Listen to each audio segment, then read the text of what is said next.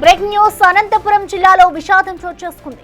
రాయదుర్గం మండలం టి వీరాపురం గ్రామంలో దోనగంగమ్మ గుంటలో పడి ఇద్దరు బాలికలు ఆత్మహత్యకు పాల్పడ్డారు. మృతి చెందిన ఇద్దరు మౌనిక, శ్వేతగా గుర్తించారు. ఇంట్లో తల్లిదండ్రులు కూలీ పనికి వెళ్లిన సమయంలో శ్వేత కాఫీ పెట్టేందుకు ప్రయత్నించింది.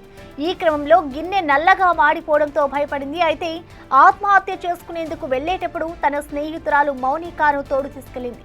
ఇద్దరూ కలిసి దోనగంగమ్మ కుంటలో పడి ఆత్మహత్యకు పాల్పడ్డారు. ఇటు కేసు నమోదు చేసుకున్న పోలీసులు దర్యాప్తు చేస్తున్నారు.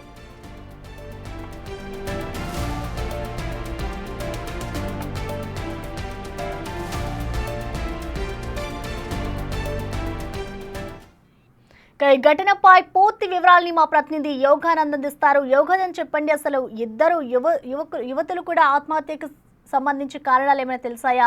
అసలు వారు ఎందుకు ఆత్మహత్య చేసుకున్నారు? డీటెయిల్స్ ఏ విధంగా ఉన్నాయి? తల్లిదండ్రులు ఏం చెప్తున్నారు?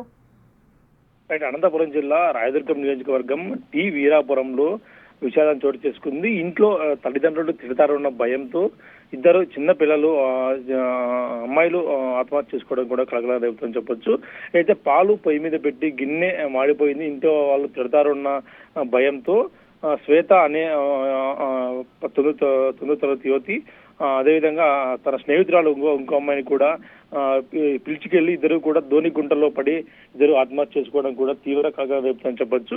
వాళ్ళు ఏదైతే సాయంత్రం వరకు కూడా ఈ ఇంటికి చేరుకున్నప్పటికీ తల్లిదండ్రులకి పిల్లలు కనిపించకపోవడంతో ఊరంతా కూడా గాలించారు, గ్రామం అంతా కూడా గాలించారు. కానీ ఎక్కడ లభించకపోవడంతో కొంతమంది చూసిన వాళ్ళు అటువైపు వెళ్ళాలని చెప్పడంతో వెంటనే నీటి కుంటలో దిగి వెతకగా అప్పటికే విగత జీవులు కనిపించడంతో వాళ్ళు తీవ్ర కన్నీరు మునిగా వినిపిస్తున్నారు. కేవలం తల్లిదండ్రులు భయపడి తిడతారన్న అన్న ఉద్దేశంతోనే ఈ ఇద్దరు కూడా చనిపోయారు తెలుస్తుంది. అయితే వెళ్ళేటప్పుడు ఆ అమ్మాయి తన ఫ్రెండ్ కూడా తోడు తీసుకెళ్ళినా కూడా ఇందులో తీవ్ర విషయాలు రేపుతుంది. అమ్మాయికి ఏం తెలియదు, అయినా కూడా తన ఫ్రెండ్ వెళ్తుంది. అందులోనే ఫ్రెండ్షిప్ డే కూడా కావడంతో అక్కడికి వెళ్లి చనిపోవడం కూడా తీవ్ర విషయాన్ని రేపుతుంది. ఇద్దరు స్నేహితురాళ్ళు ఫ్రెండ్షిప్ డే రోజే చనిపోవడం, అదేవిధంగా ఇంట్లో తిరుగుతారని చిన్న భయంతో కూడా చనిపోవడంతో ఊరంతా కూడా విషయాలు అలుముకున్నాయి. Soumya, thank you Yoganand.